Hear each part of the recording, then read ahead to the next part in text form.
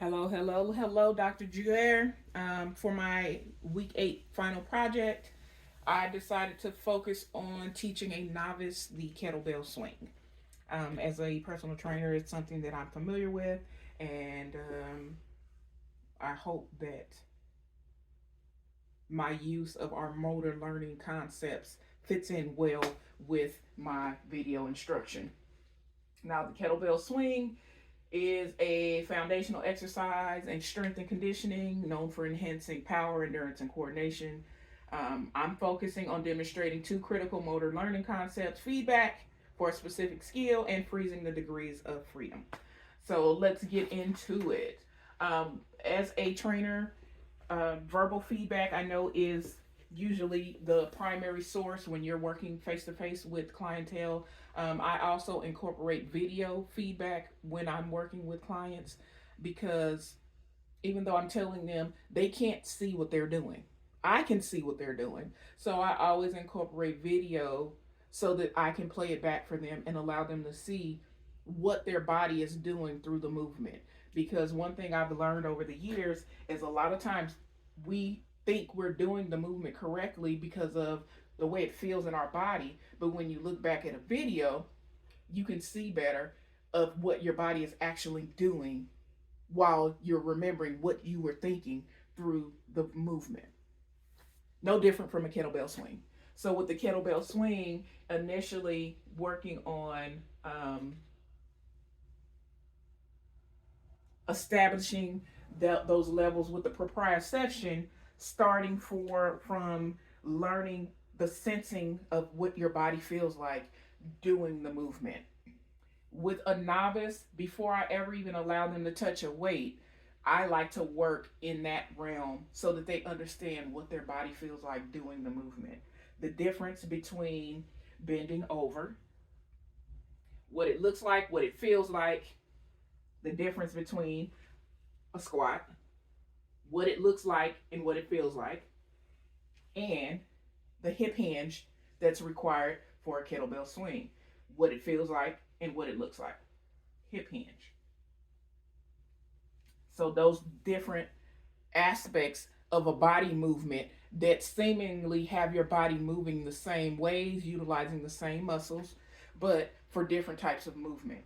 So focusing on the kettlebell swing, knowing that the muscles that are going to be engaged, you're going to be using the gluteus maximus, hamstrings, core muscles for sure, the erector spinae, which is your spine, keeping that spinal position correct, quads, and your delts and your lats.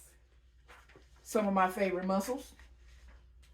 When you're starting out, you starting position of a kettlebell swing. I have my weight on the floor, so forgive me. Kettlebell swing. You're starting out, feet shoulder width apart. I always like to use slight toes turned out because it does make the move a little more difficult when your feet are together. Before I even position the weight at all,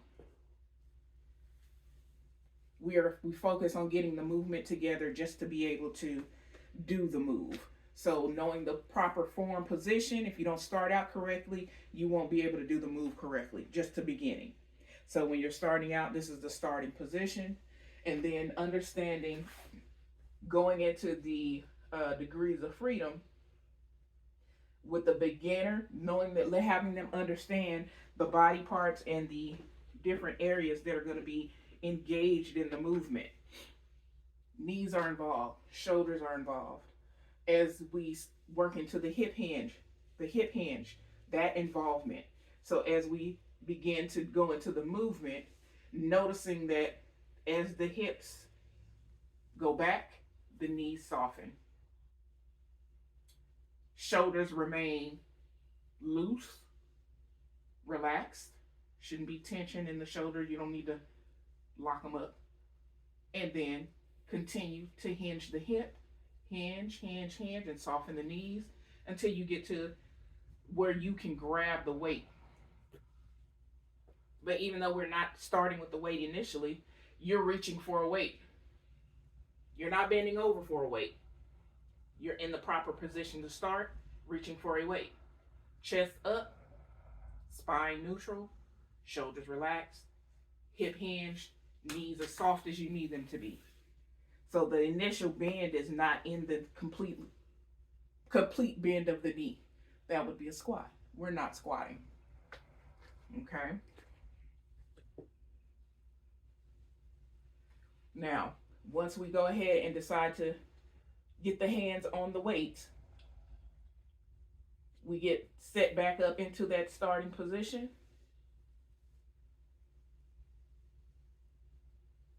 Initially, we're going to focus on that hip hinge. For the order of release under the degrees of freedom,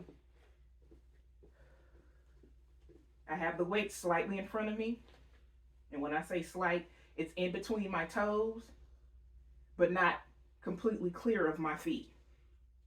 Because I need to be able to maintain that position of the hinge so that I can grab the weight. So as I go down, as a novice, teaching them, remember the hinge. First move is the hinge. Focus on hip, hinging out, softening the knees, keeping your shoulders relaxed, hands out for you to be at chest up to be able to reach the weight. Once you get your hands on your weight, get a firm grip, but you're not squeezing. You don't squeeze your shoulders. And pop. That initial pop is what's going to generate the power to make your arm swing. You should not be lifting, even though, this is light enough for me to do. You shouldn't be lifting with your arms. That's not the move. It is a pop. So as you come up, pop, pop, pop, pop, pop. That generates the power of the swing. Just as a demonstration to show in a teaching environment, as a coach, to pay attention to clientele, noting when you need to dial back the training and maybe reteach skills. When a novice is setting up in that primary position, if you see them do this as their initial way to grab the weight, we know that's not correct because we're not bending. We're hinging. Also, focusing on that downward movement. We're not squatting. So if you see your client just do this, drop down into a squat, that's not it. Full knee bend, that's not the proper move. And you always remind them, remember, we're not squatting, we're hinging. That's going to be their new favorite turn. We're hinging, we're hinging, we're hinging, we're hinging, hinging, hinging, hinging. Got it. Pop, pop, pop, pop. And as they're able to generate more power from their hip area, they will be able to go higher in weight. I do those with a 45-pound kettlebell. I do not encourage anybody to go that high, that fast. 15 pounds is a good start. I also have 5 pound, depending on the level of strength, natural strength that my novice has. Because not everybody needs to start with a 5 pound. Not everybody needs to start with a 15. So I did a little workout on myself. Understanding the degrees of freedom throughout a movement, the order of release with the hip hinge, knee flexion, knee extension, and then the shoulder movement. I hope this demonstration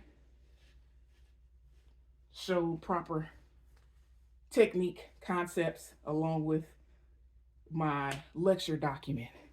It's been a pleasure being in your course. I have you for sports psychology coming up next. Although you are a stickler for format, I value your input and I have appreciated having you as my professor.